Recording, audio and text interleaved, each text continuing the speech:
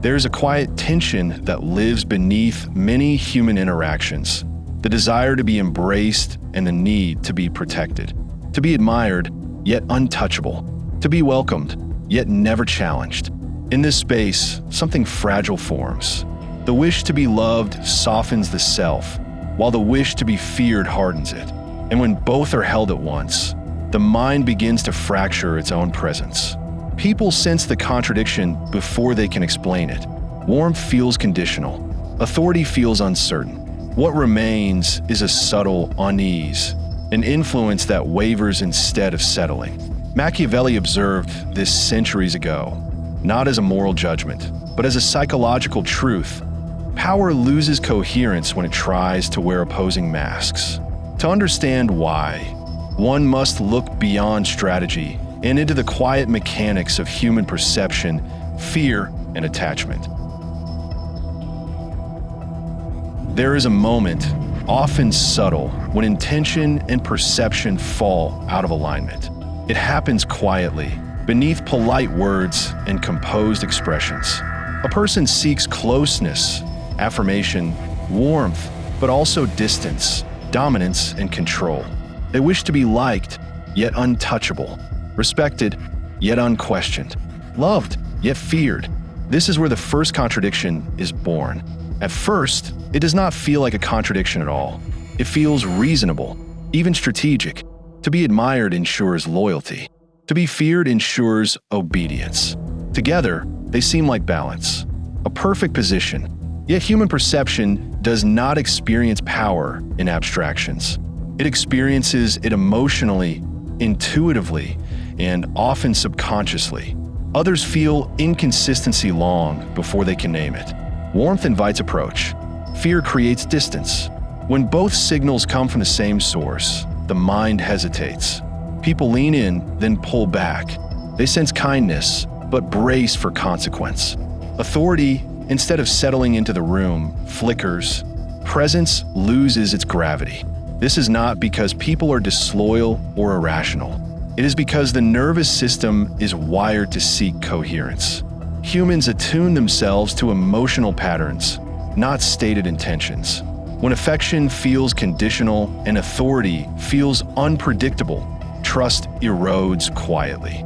The person attempting to hold both roles may still be admired, but rarely understood, rarely felt as safe, rarely followed with genuine conviction. Machiavelli observed this dynamic without sentimentality. He did not frame it as cruelty or morality, but as perception. Love, he noted, binds through gratitude and choice. Fear binds through consequence and avoidance. When mixed, neither fully functions. Love becomes cautious. Fear becomes unstable. The bond weakens. In everyday life, this contradiction appears in familiar forms. A leader who jokes warmly, but reacts harshly to dissent. A parent who seeks affection, yet governs through threat. A partner who desires closeness, but controls through withdrawal. The surface behaviors differ, but the psychological signal is the same. Approach, but beware. Care, but protect yourself. Those on the receiving end adjust instinctively. They censor themselves. They perform compliance rather than loyalty. They offer politeness instead of trust. The room grows quieter, not from respect, but from uncertainty. The authority figure may interpret this silence as success, unaware that influence has already begun to thin. Internally, the one attempting to be loved and feared begins to feel a subtle strain. Every interaction requires calibration. Tone must be softened, then sharpened. Expressions monitored. Responses rehearsed. Kindness weighed against consequence. Over time, presence becomes effortful rather than natural. The self fragments into roles instead of remaining whole. This is the first emotional cost of contradiction: instability of identity. When a person cannot decide how they wish to be felt, they begin to rely on control to manage perception. Authenticity fades. Performance takes its place. Others sense this too, not consciously but emotionally. Something feels managed, guarded, unsettled. The tragedy is that the desire itself often comes from fear, not malice. Fear of being dismissed, fear of being overpowered, fear of being irrelevant. Love promises safety. Fear promises protection. Trying to hold both is an attempt to never be vulnerable.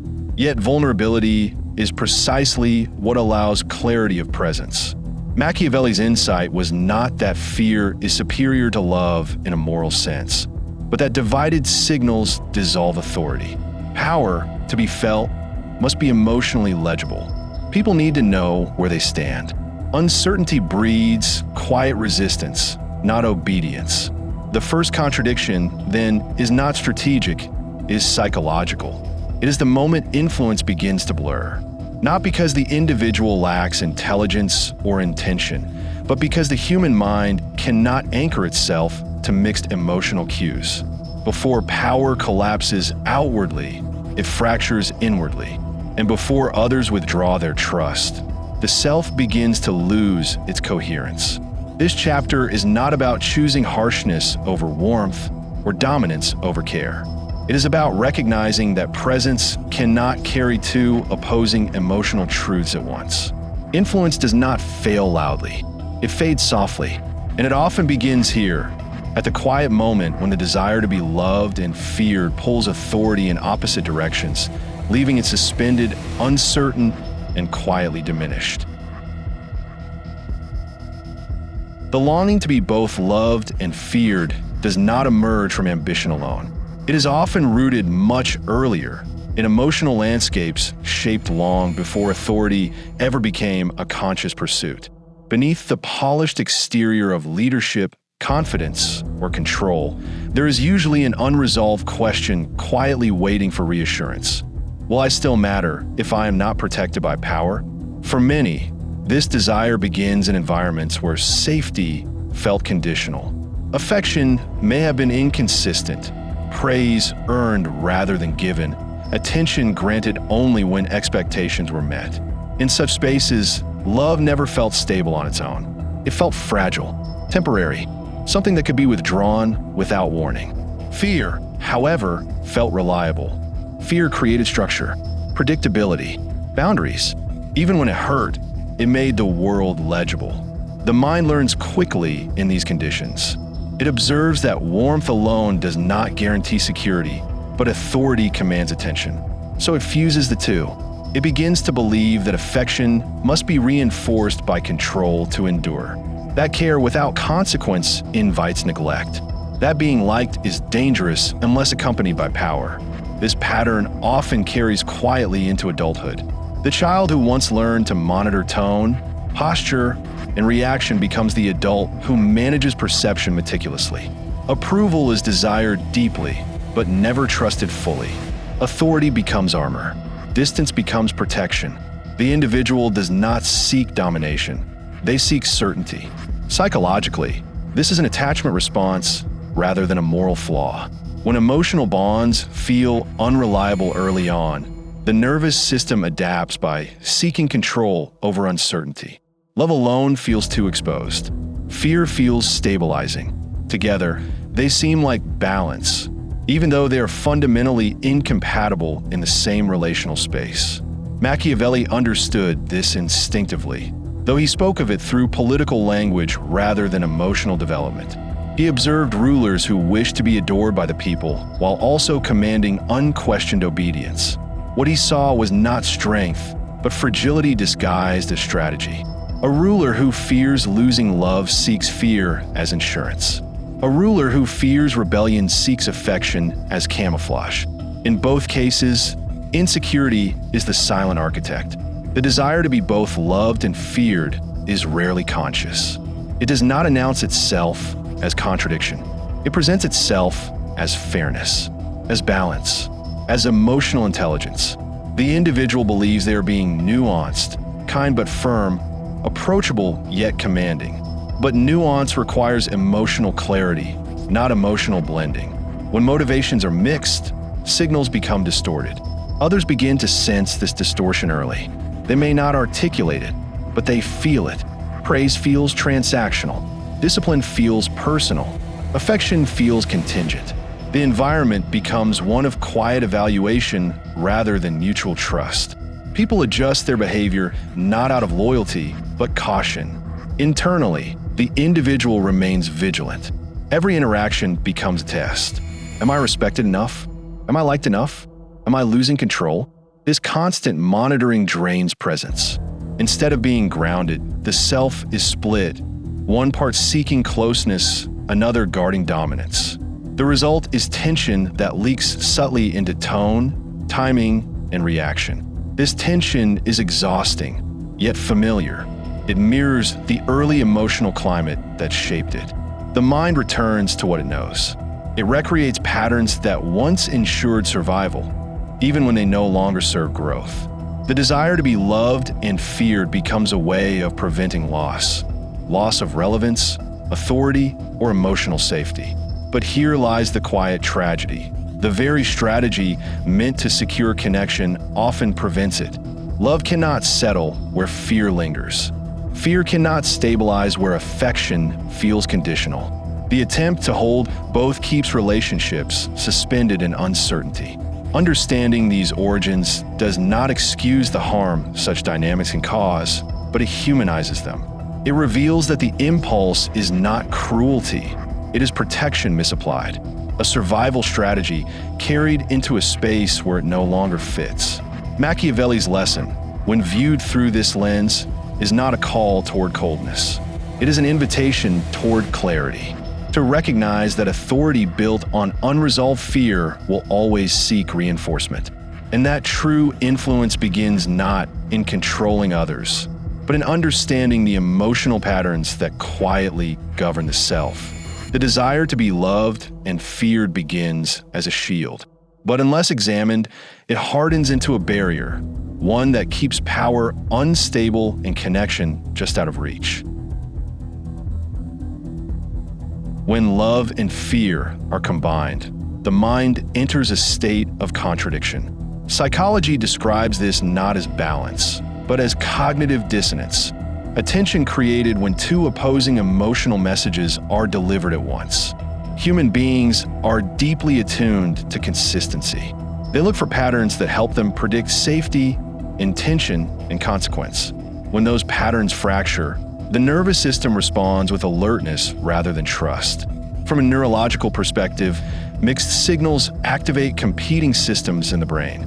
Warmth and approval stimulate regions associated with social bonding, such as the ventral striatum and oxytocin pathways.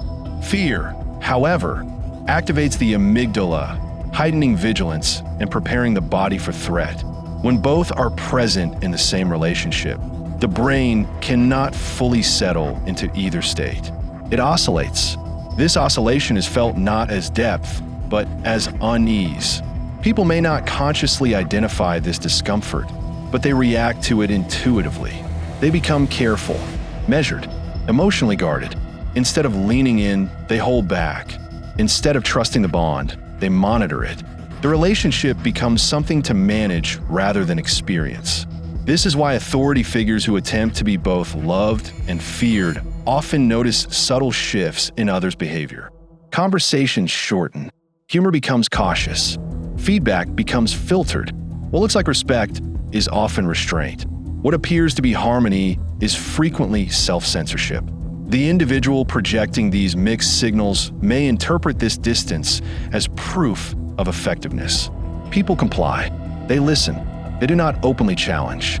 But compliance is not connection, and silence is not loyalty. The psychological cost of fear-based compliance is emotional withdrawal. People do what is required, but they disengage internally. Machiavelli observed this long before neuroscience named it. He understood that fear, when used strategically, creates obedience, but only when it is consistent and impersonal. Fear loses effectiveness when softened by desire to be liked. Inconsistency breeds confusion, and confusion erodes authority. A ruler who punishes one moment and seeks affection the next invites misinterpretation. People stop responding to principle and begin responding to mood. Psychologically, this inconsistency undermines credibility. The human mind relies on predictability to assess leadership. When consequences feel emotionally charged rather than structurally grounded, people do not know where they stand. They may follow rules, but they do not internalize them. Order becomes fragile. At an interpersonal level, this dynamic resembles anxious avoidant attachment. The authority figure reaches for closeness, then pulls back with control. Others respond with hesitation, unsure whether approach will be rewarded or punished. Over time, this push-pull erodes emotional safety. Relationships become strategic rather than sincere. The one attempting to hold both love and fear often feels misunderstood. They believe they're being fair, nuanced, or emotionally intelligent. Internally, they experience themselves as restrained, not harsh. But psychology reminds us that intention does not override impact. What matters is not what is meant, but what is consistently felt. This gap between self-perception and external experience is where power quietly leaks. When others cannot predict your response, they do not relax around you. They perform, they calculate, and in doing so, they stop offering honest engagement. Influence becomes shallow, reliant on position rather than presence. Fear, when used deliberately, works because it is stable. Love, when offered genuinely, works because it is safe. Mixing the two introduces volatility. It turns every interaction into a question mark. The mind of the other remains alert, scanning for cues rather than connecting. Machiavelli's insight was not about cruelty, it was about coherence. He recognized that people can tolerate fear if it is consistent, and they can flourish under love if it is reliable. But when the emotional ground shifts unpredictably, both fear and love lose their force. The psychology of mixed signals teaches a quiet truth. People do not follow strength that confuses them. They adapt to it defensively. They survive it strategically, and in doing so, they withdraw the very loyalty, creativity, and openness that genuine authority requires. This chapter reveals that the attempt to be loved and feared is not just emotionally costly, it is neurologically destabilizing. And once seen clearly, it becomes impossible to ignore the subtle damage it causes. Beneath the visible posture of authority, there is often a quiet psychological struggle unfolding. The desire to be respected pulls in one direction. The desire to be liked pulls in another. And between them stands the human need for acceptance, a need that does not disappear simply because someone holds power. This inner conflict is rarely spoken aloud. It manifests instead as hesitation, as second-guessing, as a subtle emotional fatigue that comes from constantly monitoring how one is perceived. The mind oscillates between firmness and softness, control and connection. Each interaction becomes a test. Am I being too harsh or not strong enough?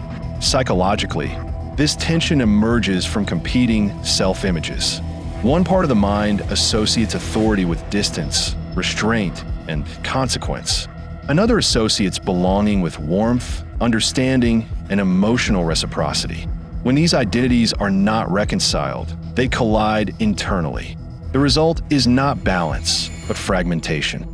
Those in authority often experience this fragmentation as loneliness. They stand in the center of influence, yet feel oddly unseen. The more they attempt to regulate others' emotions, tempering fear with kindness, discipline with reassurance, the less room remains to be emotionally authentic. Every response is filtered. Every decision carries a secondary question. How will this make them feel about me? Machiavelli understood that this internal tension weakens clarity. A leader preoccupied with emotional approval becomes reactive rather than grounded. Decisions subtly bend toward image management. Authority, instead of flowing from principle, begins to depend on mood and reception. Over time, this erodes confidence, not only in the eyes of others, but within the self. From a psychological standpoint, this conflict activates chronic self-monitoring. The brain remains in a state of social vigilance, constantly evaluating cues of approval or rejection. This state consumes cognitive resources, leaving less capacity for foresight, strategy, and emotional regulation. What appears as adaptability on the surface is often exhaustion underneath. The individual may notice a growing discomfort with silence. Pauses feel threatening. Neutral expressions feel ambiguous. There is an urge to clarify intentions, to soften impact, to explain decisions. Each explanation, however, chips away at authority. Not because explanation is weakness, but because excessive justification signals uncertainty. This is the paradox. The more one tries to control perception, the less stable that perception becomes. Others sense the internal negotiation. They feel the oscillation, and unconsciously, they adjust their behavior, testing boundaries, withholding honesty, waiting for signals. Authority becomes something to navigate rather than trust. Emotionally, the conflict deepens when fear is involved. To be feared carries its own weight. It distances. It isolates. When combined with a longing for warmth, it creates emotional dissonance.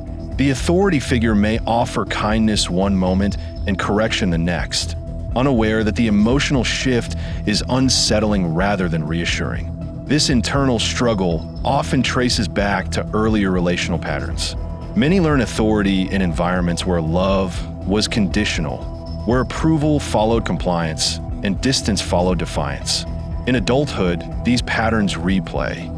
Power becomes entangled with attachment. The role of leader becomes a stage where unresolved emotional needs quietly perform. Machiavelli's warning was not moral, but psychological. He recognized that attempting to satisfy opposing emotional demands destabilizes the one who holds power. Authority requires internal alignment. When the self is divided, presence weakens. Decisions lose coherence. Influence fractures. The resolution of this conflict does not come from choosing fear over love or love over fear. It comes from relinquishing the need to manage how one is emotionally received. True authority begins when the internal negotiation ends, when decisions are made from principle rather than approval, and presence is no longer shaped by others' reactions. This chapter reveals that the greatest threat to authority is not opposition, it is inner division. When the self seeks to be both protector and enforcer, admired and obeyed, the mind becomes crowded. And in that crowding, clarity disappears. Understanding this conflict is not about correction, it is about awareness. Because once seen, the tension can no longer operate unconsciously. And with awareness comes the possibility of a quieter, more grounded form of power, one that does not beg to be loved and does not need to be feared. There is rarely a dramatic moment when the realization arrives. No confrontation, no sudden collapse. It comes quietly, often in the form of exhaustion. A tiredness that settles into the body after years of adjusting tone, posture, and personality, depending on who is watching. A subtle awareness that maintaining both softness and intimidation has required constant vigilance. Nothing has been spontaneous. Nothing has felt fully honest. This is where the realization begins. Not as a thought, but as a feeling. People around them may still respond. Some with affection, others with caution, yet the reactions feel hollow, inconsistent, unreliable, because the emotional signals sent out were never stable to begin with. Love invites closeness. Fear creates distance. When both are offered at once, neither is fully received. At some point, the mind starts noticing patterns. The smiles that disappear too quickly. The praise that feels performative. The obedience that lacks loyalty. The affection that vanishes the moment authority weakens. This is not betrayal. It is human psychology responding honestly. Machiavelli understood this long before neuroscience gave it language. Fear works by clarity. Love works by trust. When mixed, both lose their strength. What remains is uncertainty, and uncertainty makes people cautious, not committed. The realization deepens when a person looks inward. There's a subtle grief in seeing how much energy was spent trying to manage perception. How often warmth was offered strategically. How often firmness was softened out of fear of rejection. How often kindness was withdrawn to preserve authority. None of it felt fully chosen. It felt necessary. And yet, necessity slowly reveals itself as self-erosion. The inner voice begins to ask quieter questions. Why does being liked feel unsafe? Why does being respected feel lonely? Why does power feel fragile without approval? These questions are not accusations. They are mirrors. This is the moment when the illusion breaks. The illusion that love and fear are tools that can be calibrated like volume knobs. They are not. They are emotional environments. Each one reshapes behavior, expectation, and relationship dynamics at a fundamental level. Try to inhabit both is like standing with one foot on solid ground and the other in moving water. Balance becomes impossible. The body is always compensating, and slowly, the person notices something else. They are not fully seen. Those who love them do not know their firmness. Those who fear them do not know their softness. No one knows the whole person. This is the silent cost Machiavelli hinted at, but never romanticized. A ruler who seeks both love and fear is not more powerful. They're more divided. And division is visible, even when unspoken. The realization is not that one must choose cruelty over compassion or dominance over empathy. It is that clarity matters more than control. People do not need perfection. They need predictability. When emotional signals stabilize, trust recalibrates. When intentions stop shifting, relationships stop guessing. But before any integration can occur, there's a mourning phase. A mourning for the identity that was built around being everything at once. The strong one, the kind one, the feared one, the loved one. Letting go of that image feels like loss. Because it was protection. It kept rejection at bay. It kept vulnerability disguised. Yet the realization remained steady. Trying to be loved and feared was never about others. It was about avoiding a deeper fear, the fear of being clearly defined, and therefore clearly judged. Clarity removes hiding places. And in that stillness, something rare happens. The need to perform softens. The need to dominate quiets. Not because a decision was made, but because the mind finally sees the cost of confusion. This is not the end of the story, but it is the moment when the inner noise lowers. And for the first time, the person is no longer asking how they are perceived, only whether they are aligned. The mind, once tense with constant calculation, begins to rest. A quiet calm spreads through the body like morning light across a still lake. There is no sudden triumph, no celebratory acknowledgement. Healing is subtle. It is a soft, internal alignment rather than an outward victory. The first layer of this healing is awareness. The person begins to notice where they once fractured themselves, bending warmth into strategy, turning kindness into currency, measuring distance to inspire caution.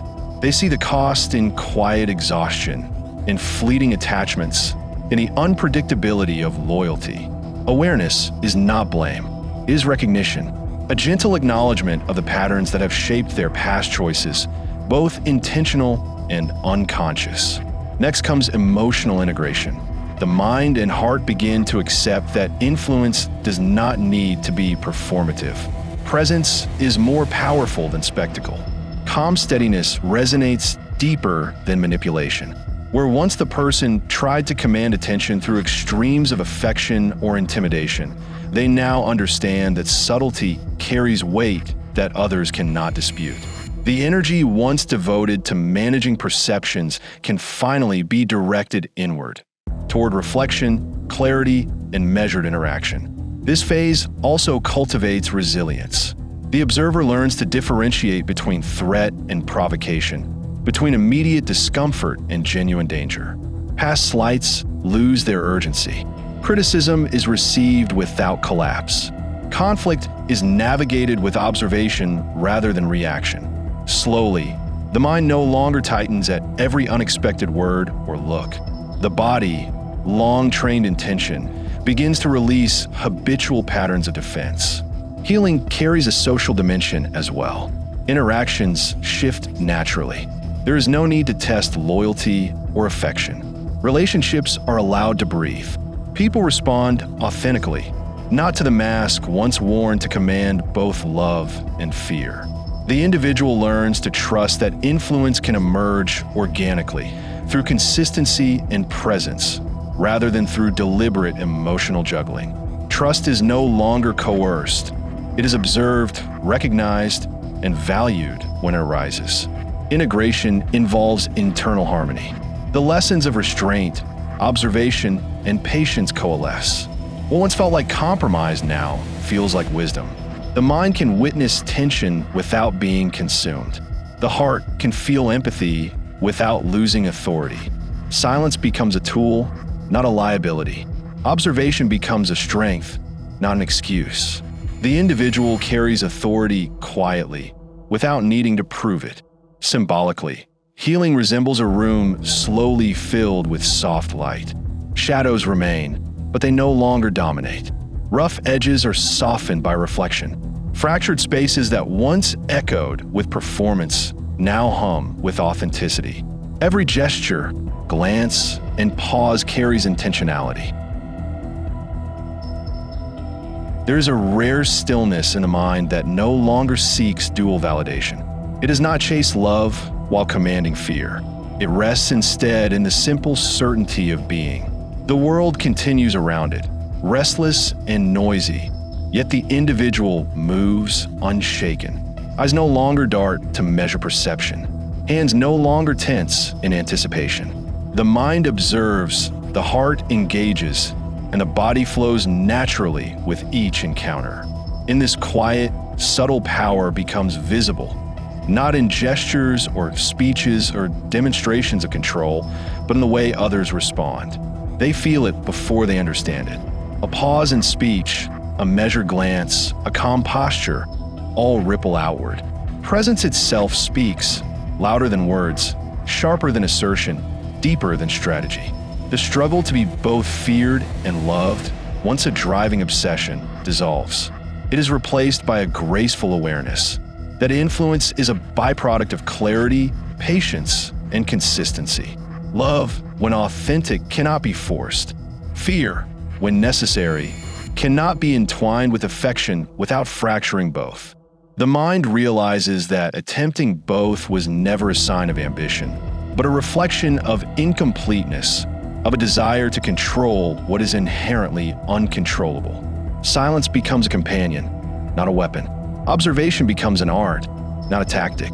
The lessons of restraint, integration, and self-reflection crystallize into a philosophy of presence. To move through life without compulsion, to witness without interference, to respond without reaction. Emotionally, there is liberation here. The overthinking, the rehearsed defenses, the anxious calculations, all soften into understanding. The mind no longer measures every word or gesture for its potential impact. It watches, it feels, it absorbs. Interactions are no longer arenas of performance, but spaces for connection, insight, and quiet influence. In this reflection, one notices how far subtlety carries. The absence of overt control does not equal absence of power. It magnifies resonance. It allows relationships to unfold naturally. It cultivates trust without coercion. It evokes respect without demand. Poetically, this state resembles twilight over a muted landscape. Shadows blend with light, and every contour feels deliberate,